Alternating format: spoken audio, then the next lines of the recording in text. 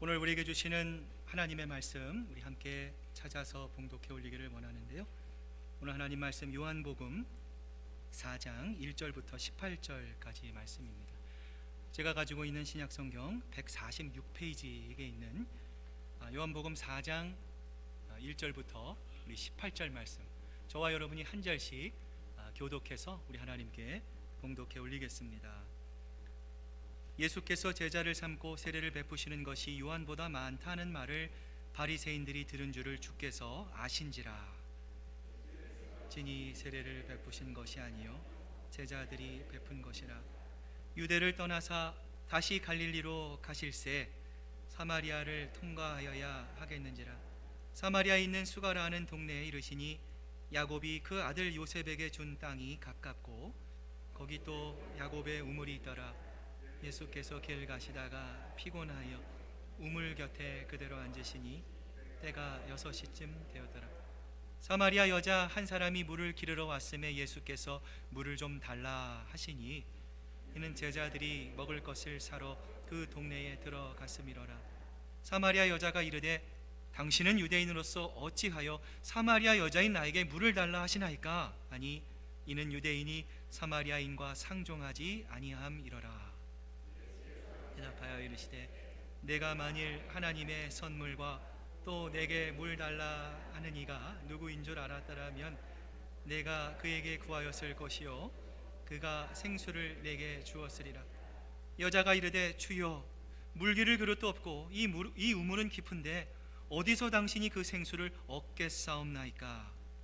조상 야곱이 이 우물을 우리에게 주었고 또 여기에서 아들들과 짐승이 다 마셨는데 당신이 야곱보다 더 크시니. 예수께서 대답하여 이르시되 이 물을 마시는 자마다 다시 목마르려니와 내가 주는 물을 마시는 자는 영원히 목마르지 아니하리니 내가 주는 물은 그 속에서 영생하도록 솟아나는 샘물이 되리라. 여자가 이르되 주여 그런 물을 내게 주사 목마르지도 않고 또 여기 물 기르러 오지도 않게 하옵소서. 가서 남편을 불러오라. 여자가 대답하여 이르되 나는 남편이 없나이다. 예수께서 이르시되 내가 남편이 없다 하는 말이 옳도다. 너에게 남편 5이 있었고 지금 있는 자도 내 남편이 아니니 내 말이 참되도다. 아멘. 할렐루야. 이 시간 우리 함께 예배드리기 전에 우리 한번 또 옆에 있는 분들 또 뒤에 있는 분들 한번 이렇게 좀 보러 보면서요. 감사합니다. 반갑습니다. 사랑합니다. 인사 나누시기를 바랍니다. 일주일이 너무 빠른 것 같아요. 지난주 예배 드린 지 얼마 안 되는 것 같은데 벌써 또 일주일이 흐릅니다. 오늘은 예수님의 프로포즈라고 하는 제목으로 귀한 하나님의 말씀 여러분과 함께 나눠보고자 합니다. 클린턴 전 미국 대통령이 아내 힐러리와 함께 힐러리의 고향을 방문했던 적이 있었습니다. 마침 주유소를 지날 때 힐러리가 클린턴을 이렇게 보면서 여보 저기 주유소에 기름 넣고 있는 사람 보이지 않아요? 저 사람이 사실은 나의 첫사랑이었어요. 그렇게 얘기를 하자 클린턴이 웃음을 지으면서요 만약 당신이 저 사람하고 결혼했더라면 지금쯤 저 주유소에서 돈을 받고 있겠구려 이렇게 말을 하자 힐러리가 웃으면서요 천만에요. 내가 만약 저 사람과 결혼했더라면 저 사람이 미국의 대통령이 되었을걸요. 이렇게 대답을 했다고 합니다. 이후 힐러리는 어떻게 합니까? 남편을 대통령으로 만들었음에도 불구하고 여전히 목이 말랐어요. 정치에 대한 권력에 대한 이 목마름으로 결국 자신이 직접 대통령이 되기 위해 대선 출마에 도전을 하게 됩니다.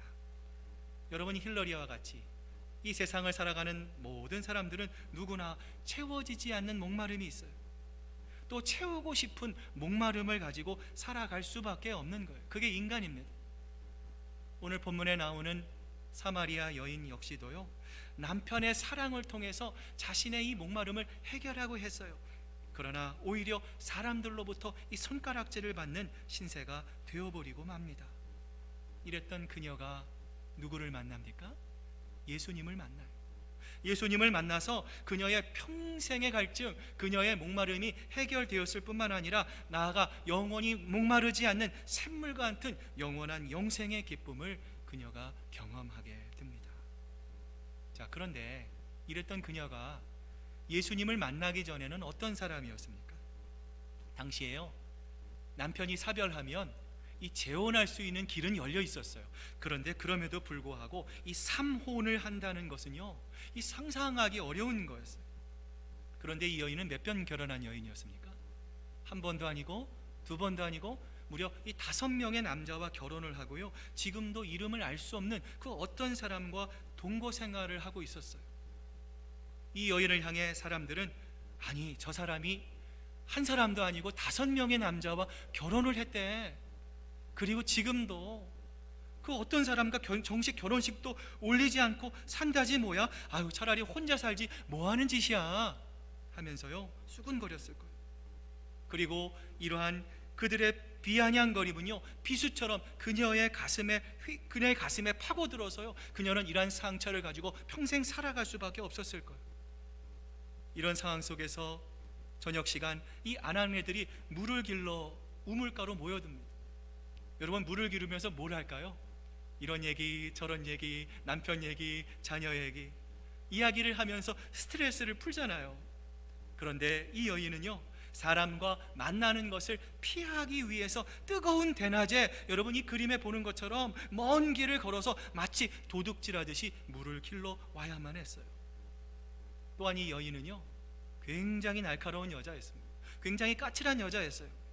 예수님께서 나에게 물을 좀 달라 말씀하시자, 왜 나에게 물을 달라고 말씀하세요? 아니, 생수를 어디에서 얻는단 말씀이에요? 아유, 정말 어이없네. 당신이 정말 야곱보다 더 위대하다는 말이에요? 여러분, 이 여인이 지금 어떤 마음으로 이런 말을 합니까? 나를 건드리지 마세요. 나 굉장히 까칠해요. 나 성깔이는 여자예요. 오히려 예수님의 요청을 이렇게 거절합니다. 맥스 루케이도가 쓴 목마름이라고 하는 Come Thirsty라고 하는 책이 있어요. 이 책을 보면 하나님께서 인간을 만드실 때 우리 인간의 몸속에 갈증이라고 하는 경보장치를 만들어 두셨다라는 거예요. 여러분, 그래서 물을 먹지 않으면 어떤 현상이 있습니까? 입술이 막 마르죠. 또 혓바닥이 깔깔해지면서 머리도 아프기도 하고요, 여러분 갈증이 심하면 여러분이 관절이 뻑뻑해지기도 한대요. 여러분, 우리의 영혼도 마찬가지입니다. 신령한 수분이 공급되지 않으면, 하나님의 성령이 우리 마음속에 함께 하시지 않으면 우리의 마음이 어떻게 됩니까? 말라 비틀어져 버려요.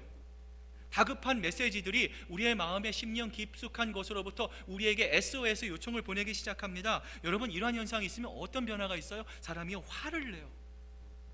부정적입니다. 작은 거를 가지고요, 자꾸만 원인을 찾습니다. 근심 걱정에 편할 날이 없어요. 죄와 두려움에 야수처럼 울부짖는 사람으로 바뀌게 된다는 거. 이 사마리아 여인도 어쩌다 5명의 남편과 결혼을 하게 됐는지, 쫓겨났는지, 또 남편이 어떻게 죽었는지 우리는 알 수 없어요. 하지만 분명한 것은요, 이러한 과정 가운데 이 여인은요, 수많은 상처와 아픔과 같은 이 영혼의 목마름을 경험했을 거라는 거예요. 그리고 더 이상 사람들로부터 상처받지 않게 담을 쌓았습니다. 까칠함으로 무장하고 몸을 숨긴 채 이 지긋지긋한 삶을 지속해 나가고 있었어요. 이랬던 여인이 오늘 읽진 않았지만 오늘 본문 28장 이하를 보면 여러분 어떻게 변합니까? 자신과 대화하시던 분이 예수 그리스도 메시아임을 알게 되자 물동이를 벗어 던져버립니다. 마을로 달려갑니다. 사람들을 향해서 이렇게 외치잖아요. 제가 그리스도를 만났습니다. 여러분도 제발 그리스도이신 예수님께 나아오시기를 바랍니다. 사람이 완전히 달라졌어요. 삶의 활력이 넘치고요, 열정이 가득합니다. 살아야 할 이유를 찾았습니다. 희망이 생긴 거예요. 여러분, 더 놀라운 것은 무엇이에요? 이 여인의 증거를 통해서 그 사마리아 지방에 있었던 그 유대인들이 끔찍하게 증오했던, 개와 돼지만도 여기지 못했던 그곳의 사람들이 예수 그리스도를 구주와 주님으로 고백하고 영원한 생명을 얻게 되는 부흥의 역사가 일어나게 되었다라는 거예요. 여러분, 대인기피증에 빠져 있었던 이 사마리아 여인이 이렇게 변할 수 있었던 이유는 도대체 무엇입니까? 오늘 그 두 가지를 함께 살펴보고자 하는데요. 첫 번째 이유는 예수님께서 이 여인을 먼저 찾아가셨기 때문입니다. 여러분, 지난주 우리가 누구에 대해서 살펴보았습니까? 니고데모의 모습. 니고데모가요, 예수님을 자기 발로 찾아갔어요. 자, 그는 어떤 생각을 가지고 예수님을 찾아갔습니까? 예수님이 기적을 행하시고 다른 사람들처럼 이적을 행하시는 예수님의 표면적인 모습만을 보고 예수님을 찾아갔어요. 그래서요, 내가 이런 사람입니다, 이런 업적을 쌓아왔습니다, 이런 나의 노력에 예수님의 도움을 받기만 하면 내가 풀지 못하는 구원에 대한 문제, 나의 영혼의 목마름의 문제를 해결할 수 있다는 자만심을 가지고 예수님을 찾아갔어요. 여러분, 이처럼 니고데모는 무엇을 상징합니까? 율법을 통해서, 율법을 지킴을 통해서 내 노력으로, 내 방법으로, 내 경험으로 나의 목마름을 해결하려는 당시의 유대인의 모습들을 이 니고데모를 통해서 성경은 우리에게 말씀해주고 있는 거죠. 여러분, 니고데모만 그렇습니까? 오늘 우리 주변에는요, 종교를 통해서, 철학을 통해서, 세상의 짐과 세상의 과학의 문명을 통해서 자신들의 목마름을 해결하려는 사람들이 우리 주변에 너무나 많이 있어요. 여러분, 이러한 사람들에 대해서 성경은 뭐라고 말씀하십니까? 우리는 다 양 같아서 그릇 행하여 각기 어떻게 했어요? 제 갈 길로 갔다라는 거예요. 무언가 자신의 목마름을 해결하기 위해서 열심히 노력을 합니다. 최선을 다합니다. 자신의 지식을 총동원합니다. 그런데 그 가는 길은 하나님이 보시기에 올바른 길이 아니라라는 거예요. 엉뚱한 곳으로 가는 거예요. 여러분, 우리도 마찬가지예요. 우리가 하나님을 바라보지 못하면, 우리가 말씀을 읽지 않으면, 우리가 성경을 연구하지 않으면, 묵상하지 않으면, 경건의 삶을 살지 않으면 우리가 무언가 최선을 다하고 열심을 다하고 노력하고 있는데, 여러분, 나중에 우리가 누구 앞에 서야 됩니까? 하나님 앞에 서야 돼요. 여러분, 이 세상에서 제일 억울한 사람이 누구이겠습니까? 평생 내가 예수님만을 위해서 살았다고 했는데 하나님 앞에 섰을 때 하나님이 누구세요? 여러분, 끔찍하지 않습니까? 인생이 두 개도 아니고 단 한 번이잖아요. 여러분, 그 한 번을 통해서 영원한 생명과 영원한 죽음이 갈라지는 거예요. 여러분, 그렇기 때문에 우리가 정신 차려야 합니다. 이 세상을 살아갈 때에 하나밖에 없는 이 인생을 우리가 어떻게 살아야 됩니까? 하나님께 영광을 돌리는 삶을 살아야 합니다. 하나님의 기쁨이 되는 삶을 살아야 합니다. 오늘 성경은 그것을 말씀하시는 거예요. 진정한 목마름의 해결은 무엇입니까? 길과 진리요 생명이 되신 예수 그리스도께서 우리를 찾아주심을 통해서만 가능한 거예요. 아까 우리 이명철 장로님 기도했을 때 제가 너무 깜짝 놀랐어요. 오늘 제가 설교할 걸 어떻게 아시고, 제가 대본을 드리지도 않았는데. 여러분, 진정한 구원은요 세상으로 사람을 통해서 이루어지는 것이 아닙니다. 오직 길과 진리요 생명이 되시는 예수 그리스도만을 통해서만 이루어질 수 있는 것입니다. 여러분, 인간이 찾아가서 된다는 것이 아닙니다. 인간이 내가 그것을 추구한다고 된다는 것이 아닙니다. 오직 하나님께서 우리 인간을 찾아가셔서 우리의 굳어진 마음, 우리의 닫혀진 눈과 우리의 귀를 열어주셔서 생수와 같은 성령을 부어 주셔야만 우리의 영적인 기간의 문제가 해결이 될 수 있다는 거예요. 여러분, 이러한 점에서 우리 기독교를 계시의 종교라고 하는 거예요. 다른 종교는요 다 자기가 득도를 통해서, 자기 개발을 통해서 신적인 경지까지 올라갑니다. 그런데 우리 기독교는요 하나님이 우리에게 오시는 거예요. 아들이 돼서 오시는 거예요. 하나님의 비밀을 우리에게 알려주시는 거예요. 여러분, 그렇기 때문에 우리가 기도의 자리에 나가라는 이유가 그것입니다. 10시에 기도합시다. 하나님의 말씀을 읽읍시다. 여러분, 계속해서 교회에서 목회자가 여러분에게 권면하는 이유가 바로 그거예요. 그래야만 우리에게 찾아오시는, 우리의 마음을 두드리시는 그 예수 그리스도께서 우리에게 말씀하시는 그 신령한 비밀을 우리가 이해할 수 있기 때문에 그렇습니다. 볼지어다 내가 문 밖에 서서 두드리노니 누구든지 내 음성을 듣고 문을 열면 내가 그에게로 들어가 그로 더불어 먹고 그는 나와 더불어 먹으리라. 여러분, 우리 자신을 한번 이렇게 생각해 보세요. 우리가 예수님을 상대할 만큼 신분이 높습니까? 아니잖아요. 우리가 예수님을 알아볼 수 있을 만큼 우리가 지식이 탁월하고 우리가 다른 사람보다 능력이 있는 사람들입니까? 아니잖아요. 우리가 예수님을 찾아가서 구원을 요청할 만큼 우리가 도덕적으로 성숙하지도 않았잖아요.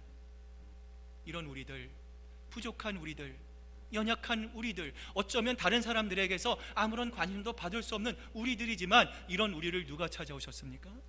예수님이 찾아오셨어요. 여러분, 이것이 기적이에요. 예수님이 우리를 찾아오셔서 지금도 우리의 마음의 문을 두드리고 계십니다.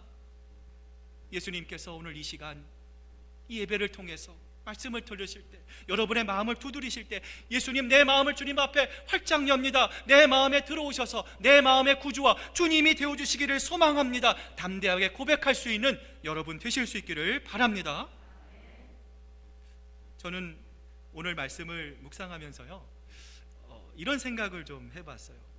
이 여인이 만약에 폭염을 무릅쓰고 대낮에 홀로 우물을 찾아야만 했던 그러한 비참한 여인이 만약에 아니거나, 이 여인의 5 남편 중에서 한 사람이라도 출세해가지고요, 남편 덕을 좀 보면서 편안하게 규부인처럼 만약에 살았다면, 그래도 이 여인이 예수님을 영접할 수 있었을까? 이런 생각을 해봤습니다.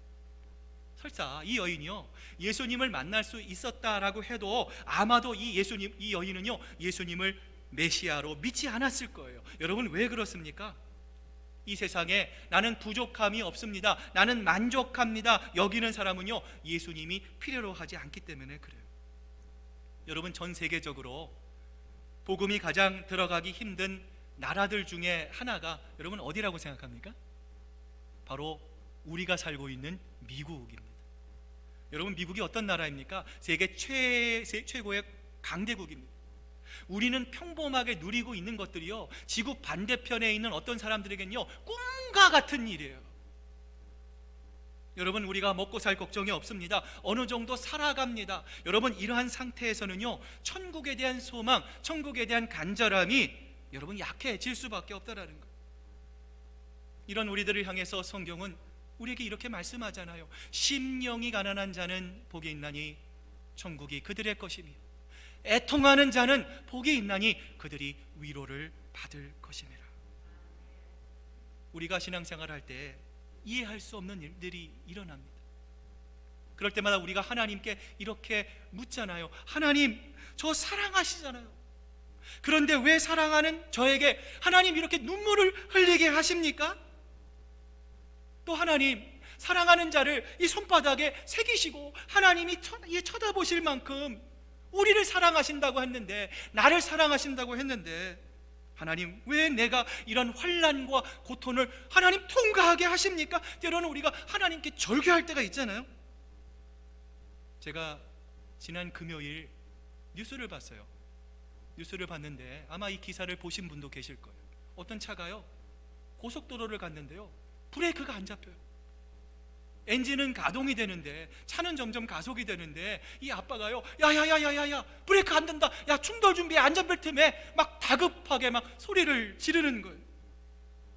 정말 큰 대형 사고가 날 뻔한 위기의 순간이었어요. 여러분, 우리의 인생도 모든 것이 다 형통하고요, 모든 것이 다 평온하고요, 걱정 근심거리가 없고요, 생각하는 대로 다 이루어지면 여러분, 그때에도 우리가 하나님께 우리의 마음 드릴 수 있을까요? 물론 드릴 수 있겠지만 이게 참 쉽지 않은 거예요. 그러나 눈물을 흘릴 수밖에 없는 크고 작은 일들을 겪으면서 우리는 비로소 어떤 변화를 하게 됩니까? 아, 이 세상에 나 혼자 사는 것이 아니구나, 내 잘난 맛에 사는 것이 아니구나, 내가 여기까지 올 수 있도록 이끄시는 바로 하나님이시구나. 비로소 내 중심으로 향했던 내 눈길을 누구에게 돌립니까? 하나님께, 예수 그리스도에게 돌리는 거예요. 여러분, 눈물이 바로 그런 의미입니다. 내 마음대로, 내 인생대로, 내 뜻대로, 내 욕망대로, 내 욕정대로 브레이크 없이 질주했던 내 인생의 이 눈물이라는 것은요, 하나님을 향해 돌이킬 수 있는 브레이크와 같은 역할을 한다라는 거예요. 여러분, 이러한 의미에서 눈물이야말로 하나님께서 여러분에게 주시는 은혜 중에 은혜임을 여러분 믿으셔야 되는 거예요. 이러한 점에서 시편 34편에서 다윗은요, 하나님을 이렇게 찬양합니다. 이 곤고한자가 부르짖을 때 들으시고 그의 모든 환난에서 구원하셨도다. 너희는 여호와의 선하심을 맛보아 알지어다. 그에게 피하는 자는 복이 있도다. 너희 성도들아 여호와를 경외하라. 그를 경외하는 자에게는 부족함이 없도다. 젊은 사자는 궁핍하여 줄일지라도 여호와를 찾는 자는 모든 좋은 것에 부족함이 없을지로다. 여러분 얼뜻 보면 여러분 어떤 생각 갖고 계세요? 얼마나 세상에 출세하고 얼마나 성공해야 이런 찬양을 도대체 드릴 수 있겠어요? 여러분 놀라운 것은요, 다윗이 출세했기 때문에, 형통의 삶을 살았기 때문에 이러한 찬양을 하나님께 드리는 것이 아니라는 거예요. 아비멜렉 앞에서 미친 채 하다가 쫓겨나온 시라는 부제처럼, 이 시의 제목처럼 다윗은요, 그가 가장 비참했을 때, 그가 참담할 때 이 찬양을 하나님 앞에 드리고 있어요. 장인 사울이 자신을 끊임없이 죽이려고 합니다. 도망치려고 했는데요, 이제는 이스라엘 내에 더 이상 도망칠 곳이 없어요. 결국 적국인 블레셋으로 갑니다. 침을 질질 흘리며 미친 행사를 하며 겨우 생명을 부지하게 돼요. 근데 정말 이제는요, 다윗에게 남는 것이 없었어요. 그런데 여러분, 이 절박한 상황에서 다윗은 어떻게, 하나님이 내 모든 것이 되십니다. 이 환난에서 하나님이 나를 건져 주셨습니다. 나는 부족함이 없습니다. 이 모든 찬양과 영광을 하나님께 어떻게 올려드렸겠어요? 다윗이 밑바닥에 떨어져 보니까 어떤 경험이 있겠어요? 이제 나 혼자구나. 사람도 친척도 사랑하는 아내도 다 나를 잊어버렸다고 생각했어요. 이제 자기는 혼자예요. 그런데 그 인생의 깊은 밑바닥에 누가 계셨어요? 하나님이 계셨어요. 하나님이 다윗을 쫓아오셨어요. 여러분, 시편 23편에 나의 평생의 선하심과 인자하심이 정녕 나를 따르리니, 여러분, 이 다윗의 고백이요, 하루아침에 온 것이 아닙니다. 그곳에도 하나님이 따라오셨어요. 그곳에서 하나님이 다윗과 함께 계셨습니다. 이 하나님께서 한순간도 이 다윗의 손을 놓지 않으시고요, 늘 곁에서 언제 어디서나 자신을 바라보고 계셨다는 사실을 다윗은요, 이 시련과 고통의 한가운데서 비로소 깨달을 수 있었던 거예요. 사랑하는 여러분, 여러분도 혹시 고통 가운데 계십니까? 시련의 한가운데 여러분 계십니까? 여러분 어려움이 폭풍이 여러분 가운데 끊임없이 일어나고 계십니까? 비록 힘들고 어렵지만 지금도 예수님께서 하나님 우편에서 여러분을 위해 눈물로 중보 기도하고 계신다는 사실을 여러분 잊지 마시기를 바랍니다. 우리는 하나님을 잊을 수는 있지만 우리를 향한 하나님, 우리를 향한 예수님의 시선은요, 단 한 번도 멈추지 않았다는 사실을 여러분 꼭 기억하시기를 바랍니다. 우리가 예수님을 기억하고, 예수님, 이 세상에 우리를 예수님으로부터 멀어지게 하는 것들이 너무나 많이 있습니다. 그러나 하나님, 나는 절대로 예수님을 잊을 수가 없습니다. 예수님 사랑합니다. 예수님 살려주십시오. 예수님 나에게 긍휼을 베풀어 주십시오. 하나님의 은혜로 채워주시옵소서. 우리가 끊임없이 하나님 앞에 기도하고 하나님과 말씀으로 만나고 경건의 삶을 살기에 우리 지난주 보내드렸던 것처럼 연어와 같이 이 세상의 사조를 거슬리는 삶을 통해 끊임없이 하나님을 갈망하며 소망할 때에 이 사마리아 여인을 찾아오셨던 예수님께서 동일하게 여러분에게도 찾아오셨습니다. 영원히 목마르지 않는 생명의 생수를 여러분에게 충만하게 부어주실 것입니다. 두 번째로요, 이 여인이 변화할 수 있었던 것은 무엇입니까? 예수님께서 신부를 대하듯 이 여인을 사랑스럽고 소중하게 대해 주셨기 때문이에요. 어느 나라에 신부를 데려오기 위해서 희창금을 암소로 주던 풍습을 가지는 나라가 있었대요. 신부가 정말 아름답거나 경쟁이 치열할수록 이 암소의 마리수가 늘어났는데요, 그 나라의 제일의 미녀 정도만 되면 암소 4마리 정도를 주고요, 물론 이제 꾸며진 얘기입니다. 여러분 오해하지 마시기 바랍니다. 결혼만 해주면 감지덕지한 여자에게는요, 암소 1마리만 주면 되었다라고 합니다. 그런데 어느 날 이 나라에 이해하지 못할 일이 일어났어요. 데려가는 이가 없었어요. 그 나라의 가장 최고의 추녀에게 한 남자가 암소 무려 8마리를 주고 청혼을 한 거예요. 사람들이 욕을 합니다. 아유, 저 사람 왜 정신이 이상한 사람이야, 무슨 저런 헛된 일을 해? 뒤에서 막 수근거렸어요. 그런데 얼마 뒤에 또 다른 소문이 돌기 시작했는데요, 그 남자가 결국에는요 그 추녀와 헤어지고 그 나라에서 제일 되는 미녀와 재혼을 했다라는 소문이었어요. 그러자 사람들이 아유 그것 봐, 내가 이렇게 될 줄 알았어, 괜한 짓을 한 거야 라고 하면서 비웃었어요. 그런데 알고 보니까 그 남자의 부인인 나라 제일의 미녀는 누구였습니까? 과거 그 사람이 결혼했던 추녀였습니다. 아니 어떻게 그렇게 추녀가, 못생긴 그녀가 어떻게 이렇게 아름다운 미녀로 바뀔 수 있었을까 사람들이 궁금해했어요. 그러자 추녀에서 미녀로 바뀌었던 그녀가 사람들에게 이렇게 말을 했다고 합니다. 남편은 이 세상에서 나를 제일로 특별한 여자로 여겨주었습니다. 이 세상에 나처럼 암소 8마리를 받은 사람은 아마 이 세상에 나밖에 없을 거예요. 이렇게 얘기를 했다고 합니다. 여러분, 오늘 이 예화의 여인처럼 암소 8마리를 받은 이 여인은 세상에서 제일 행복한 여인일 거예요. 이 여인을 향한 남편의 사랑이 이 여인을 추녀에서 미녀로 바꾸어 놓은 것입니다. 여러분, 그런데요, 이 암소 8마리 병도가 아니라 자신의 생명을 다 내어주신 분이 계십니다. 이 여인의 죄를 용서하여 주시고 영생수를 부어주시기 위해 십자가에 달려 물과 피를 아낌없이 흘려주신 예수 그리스도이십니다. 당시 유대인들은 이 유대에서 이 갈릴리로 가기 전에 여러분 그 사이에 어떤 마을이 있어요? 사마리아라고 하는 동네. 근데 유대인들은 이 사마리아 사람들을 너무 싫어했어요. 혼합종이라 잡종이라고 부르면서요, 개 돼지만큼 여기지도 않았어요. 그들과 상종하기 싫어서 일부러요, 여러분이 그림에서 보이는 것처럼 요단강을 삥 돌아서 2배 3배의 먼 거리를 돌아가는 것을 자청했는데요, 이것은요 그들이 사마리아인과 상종하지 않겠다는 강력한 의지의 표현이었어요. 근데 여러분, 오늘 본문 4절을 보시면 예수님께서 뭐라고 말씀하십니까? 내가 사마리아를 통과해야 하겠는지라. 여러분, 이 말을요 영어로 보면요 예수님께서 had to 동사를 사용하셨습니다. 여러분, 예전에 영어 배우실 때 have 동사 배우셨잖아요. have to 동사는 무엇입니까? 내가 반드시 그것을 해야겠다라고 하는 의지를 설명할 때 had to 동사를 사용합니다. 오늘 예수님께서도 마찬가지.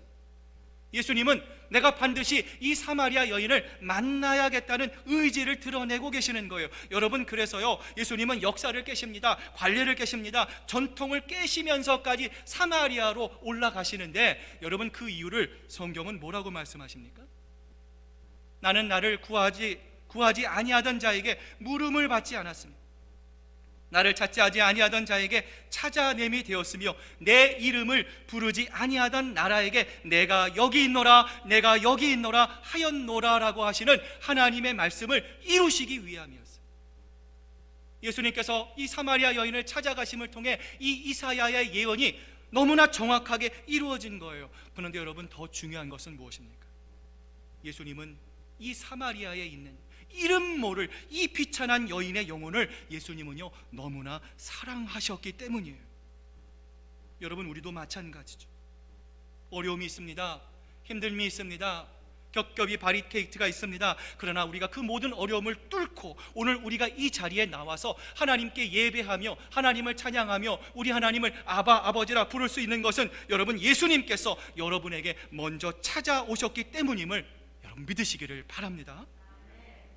여러분, 사랑하면 먼저 찾아가는 것입니다. 여러분, 누가 이야기하지 않아도 내 마음속에 그리스도의 사랑이 가득하면 여러분 찬양 부를 때 어떻게 합니까? 밋밋하게 찬양 부를 수가 없는 거예요. 예배 드릴 때 가만히 있을 수가 없는 것입니다. 봉사와 섬길 때 내가 가만히 봉사할 수 없는 것입니다. 우리 주변에 도와야 할 분이 없는지, 섬겨야 할 분이 없는지, 혹시 이름 모를 아픔 가운데 근심과 걱정 가운데 있는 사랑하는 교우들이 없는지 스스로 찾아보고요 예수님과 함께 그들에게 그리스도의 사랑을 나눠주기 위해 찾아가는 것입니다. 이 모든 것은 그리스도의 사랑이 우리를 주관하시기 때문에 그렇다라는 거예요. 여러분, 이처럼 예수 그리스도의 사랑을 통해 우리의 도움이 필요한 모든 사람들을 찾아가는 여러분들의 발길을 통해 하나님께서 우리 교회를 사람을 살리고 생명을 살리는 하나님의 귀한 방주역과 같은 교회로 하나님께서 우리 큰사랑교회를 아름답게 사용해 주실 줄로 믿습니다. 또한 예수님은 끝까지 여인을요 겸손과 온유로 맞아주셨어요.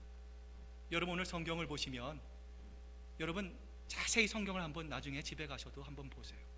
이 여인을 맞이하기 전에 예수님이 어떻게 하셨습니까? 이 여인은요, 부끄러운 심령을 갖고 있었어요. 죄책감을 갖고 있었어요. 이 여인의 마음이 다치지 않게 하기 위해 제일 먼저 예수님이 무엇을 하셨습니까? 제자들을 보내세요. 불편해할까 봐. 또한 예수님은요, 여인이 도착하기 전에 미리 가서 기다리셨어요. 마음의 준비를 하시고 여인을 어떻게 맞을까 예수님은요 이렇게 섬세하게 준비하셨어요. 자, 이런 예수님을 여인이 보자 여인이 어떤 생각을 했겠습니까? 아, 저 유대인이 나에게 어떤 욕을 할까? 아니, 나를 얼마나 또 심하게 저주할까? 마음의 준비를 하고 예수님에게 다가갔을 거예요. 그런데 그 여인을 향해 예수님이 뭐라고 말씀하십니까? 나에게 물을 달라. 여러분, 나에게 물을 달라라고 하는 것은 어떤 의미입니까? 나를 좀 도와주시겠습니까? 나는 사마리아 여인, 당신의 도움이 필요합니다 라고 하는 의미였어요. 예수님은요, 여인으로부터 이 비천한 여인에게 도움을 받아야 할 자리까지 자신을 낮추시고 또 낮추셨던 거예요. 여러분, 그런데 이분이 예수 그리스도라는 사실을 알지 못했던 이 사마리아 여인이요, 예수님에게 뭐라고 이야기를 합니까? 물기를 그릇도 없고 이 물은 깊은데 어디서 생수를 얻을 수 있겠습니까? 당신이 야곱보다 더 크시나이까? 여러분, 이렇게 비꼬아서 예수님께 이야기를 합니다. 여러분, 사람이 가장 기분 나쁠 때가 있어요. 언제입니까? 내가 다른 사람과 비교 당할 때입니다. 아이들에게 그냥 너희들 열심히 공부해라, 그러면 훌륭한 사람이 될 수 있어, 이렇게 얘기하면 그만인데요, 여러분 꼭 뭘 하죠? 야, 옆집, 야, 집사님 애들 봐, 그래도 얼마나 공부 잘하는데 너 뭐야, 너 맨날 밥만 먹고 공부를 안 하고. 여러분, 이렇게 비교를 하는 바람에 우리 자녀들의 이 속마음이 어떻게 돼요? 뒤집어지는 것이죠.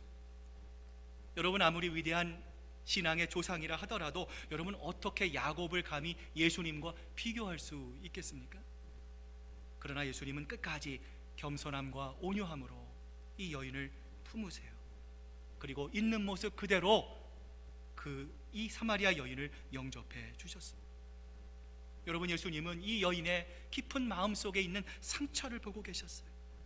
더 나아가 이 여인이 진정한 예배자가 되고 싶은 이 여인의 거룩한 열망을 예수님은 지금도 알고 계셨어요. 뚫어보고 계셨어요.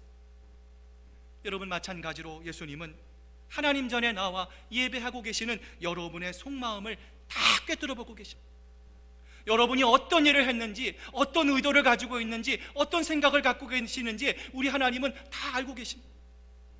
혹시라도 아직까지 세상과 하나님 사이에서 방황하고 계시는 분이 계시진 않습니까? 여러분의 마음을 다 알고 계시는 하나님께 항복하십시오. 여러분의 마음을 하나님께 열어드리십시오. 내일도 아닙니다, 모레도 아닙니다, 다음 달도 아닙니다, 내년도 아닙니다. 오늘 이 순간 예수님께서 여러분의 마음을 뚫으실 때 예수님을 나의 구주와 주님으로 영접합니다. 예수님을 여러분의 구주와 주님으로 영접하시고 사마리아 여인과 같이 예수님이 주시는 영생의 생수를 누리며 경험하는 여러분 되실 수 있기를 바랍니다.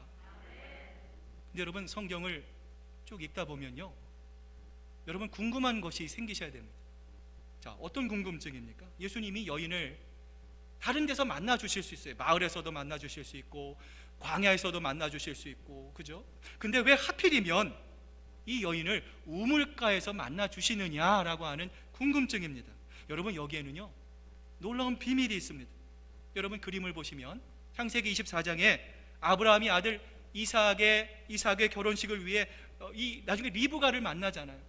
종을 보내는데 여러분, 이 종이 우물가에서 누구를 만납니까? 리브가를 만나요. 또한 창세기 29장에서 야곱이 배우자 이 신부 라헬을 만난 곳도 어디였습니까? 우물가였습니다. 두 구절이 공통적으로 가리키고 있는 것이 무엇이에요? 신랑이 신부를 어디에서 찾고 있습니까? 우물가에서 찾고 있다라는 거예요. 여러분, 오늘 예수님께서도 사마리아 여인을 만나고 계신 것이 바로 우물입니다. 우리의 영원한 신랑 되신 예수 그리스도께서 죄인과 같은 우리를 신부 삼아 주시기 위해서 오신 것을 바로 이 우물이 상징하고 있는 거예요. 그리고 마침내 예수님께서 이 여인에게 이렇게 말씀하시잖아요. 가서 내 남편을 불러오너라. 여자가 대답하여 이르되 나는 남편이 없나이다. 예수께서 이르시되 내가 남편이 없다 하는 말이 옳도다. 가서 내 남편을 불러오너라. 여자가 대답하여 이르되 나는 너에게 남편 5이 있었고 지금 있는 자도 내 남편이 아니니 내 말이 참되도다. 여러분, 예수님은 왜 이 여인이 숨기고 싶었던 그 아픔을 여러분 이렇게 공개하고 계십니다. 여인이 스스로 자신의 문제를 보게 하기 위함입니다. 자신의 문제, 자신의 죄, 자신이 가지고 있는 한계가 무엇인지를 통해서 비로소 하나님을 향해 나아갈 수 있도록 예수님은 이 여인을 도와주고 계시는 것입니다. 예수님은 지금 여인에게 오늘 이 말씀을 듣고 있는 우리를 향해서 이렇게 말씀하고 계시요. 여인이여, 남자들이여, 그대가 밤낮 열망하던 행복은 어디에 있는가? 그대들이 항상 추구하고 있는 기쁨은 어디에 있는가? 언제까지 그대들이 자신만을 믿고 그대들만을 신봉하려는가? 오늘 예수님은 이 여인을 향해서 6명의 가짜 남편, 쓸모없는 남편이 아니라 완전한 7번째의 남편, 이제는 영원히 목마르지 않고 영원한 생명을 주실 수 있는 분은 바로 지금 네 앞에서 이야기하고 있는 나 예수 그리스도밖에 없다는 것을 예수님은 이 여인에게 말씀하고 있었던 것입니다. 이처럼 비천한 자신을 찾아오시고 신부를 대하듯 사랑스럽고 소중하게 대해주시는 이 예수님과의 대화, 이 예수 그리스도와의 만남을 통해서 이 여인이 변화되잖아요. 여러분, 오늘 집에 가셔서 요한복음 4장을 한번 다시 읽어보세요. 여러분, 여인이 어떻게 변합니까? 처음에는 예수님을 유대인으로 불렀어요. 유대인과 같이 자신을 저주하고 자신에게 독서를 패부을 사람이라고 이 여인은 생각했어요. 이랬던 예수님을 주로 부르기 시작했고요. 이 주가 나중에는 선지자로 바뀝니다. 그리고 마침내 25절을 보면 예수 그리스도이심을 발견하게 됩니다. 여러분, 우리의 신앙도 마찬가지. 우리의 신앙이 하루아침에 자라지 않습니다. 하루아침에 성장하지 않습니다. 매일매일 우리가 하나님 앞에 기도하고 하나님의 말씀을 읽고 하나님의 말씀을 묵상하고 하나님의 뜻 가운데 살아갈 때에 우리의 믿음은요, 오늘 이 사마리아 여인과 같이 하나 둘씩 성장해서 나중에는 예수 그리스도께서 내 삶의 모든 것입니다. 고난과 비참함과 어려움 속에서 하나님을 찬양했던 다윗과 같이 우리도 상황과 환경에 구애받지 않고 언제든지 무엇이든지 하나님을 찬양하며 하나님을 높이는 하나님의 진정한 제자로 바뀌게 될 수 있는 것입니다. 이제 오늘 말씀을 마무리합니다. 여러분, 세상 사람들은 우리의 무엇을 봅니까? 외모를 봅니다. 소위 말하는 우리의 스펙을 봅니다. 사람의 내면을 보지 않고 그 사람의 됨됨이, 그 사람의 겉모습만을 훑어보고요, 우리를 정죄하기도 하고요, 비판하기도 합니다. 이러한 그들의 정죄와 비판 때문에 우리는요, 스트레스를 받아요. 마음이 아프기도 합니다. 상처를 받기도 합니다. 괴로움에 빠지기도 합니다. 그러나 예수님은 우리를 정죄하지 않으십니다. 오히려 우리를 정죄하는 자들로 하여금 부끄러움을 당하게 하시는 분이 바로 우리 예수 그리스도이십니다. 그리고 그런 어려움에 빠져 있는 우리에게 지금도 예수님은 끊임없이 프로포즈 하십니다. 내가 너의 남편이다. 내가 영원히 마르지 않는 샘물을 너에게 줄 것이다. 내가 반드시 너를 살려낼 것이다. 내가 반드시 너를 나의 사랑하는 신부로 만들 것이다. 여러분 모두 오늘 드리는 예배를 통해서, 아니 앞으로 하나님이 여러분을 부르시는 그날까지 경건의 삶을 통해서, 여러분의 일상을 통해서 이 신랑 되신 예수 그리스도를 여러분 만나시기를 바랍니다. 그리고 예수님이 여러분에게 주시는 영생의 생수를 통해서 여러분 이 세상에서 실망하지도 마시고 보이는 것 때문에 시험받지도 마시고 언제나 골로새서의 말씀처럼 우리의 머리를 하늘로 향하며 하나님 언제 나를 불러주실진 모르지만 부르시는 그날까지 하나님 이 안개와 같은 이 세상, 잠시 잠깐이면 하나님 살아갈 세상에 하나님 미련 두지 않겠습니다. 하나님 여기에 내 모든 것을 투자하지 않겠습니다. 오직 하나님만을 바라보며 언젠가 만나게 될 신랑 되신 예수만을 소망하며 바라보며 우리에게 활짝 열려진 그 천국의 길을 오늘도 내일도 모레도 한 걸음 한 걸음 주님 앞에 힘차게 걸어가는 저와 여러분 되실 수 있기를 바랍니다. 기도하시겠습니다.